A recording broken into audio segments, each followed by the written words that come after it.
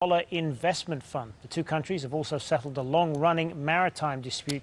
For more on these developments, Dalia Fahmy, an assistant professor of political science from Long Island University, joins me live now from New York. Thank you for being with us. So just to explain to us why these islands in the Red Sea are important, what's the background to all of this?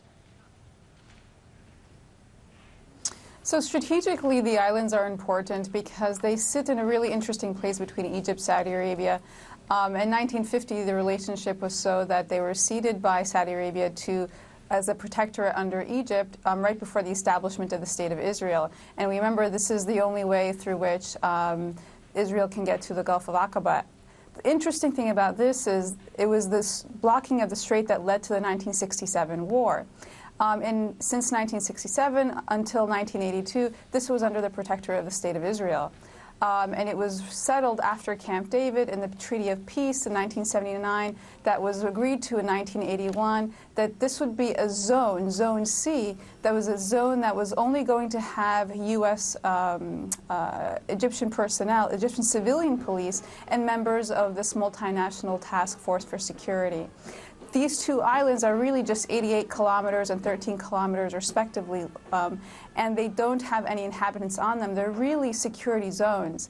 And these security zones can't be ceded so easily, so it's not clear what the implications are going to be in the long term for Egypt to make a decision like this when it's tied to sovereignty and security and Israel.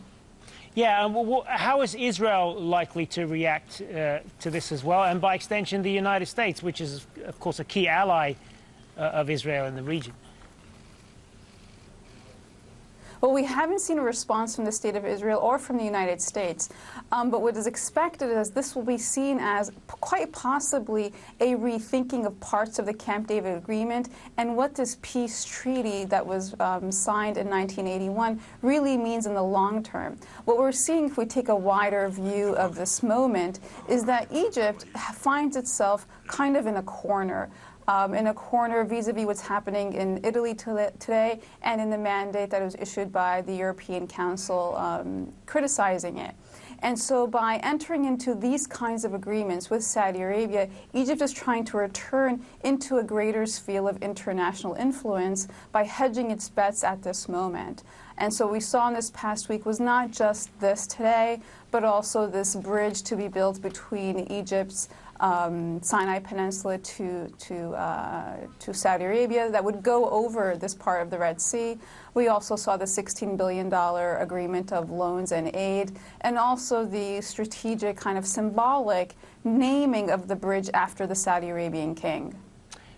Appreciate your perspective on this. Dalia Fahmy joining us there from New York. Thanks for talking to us. Now, Chad's president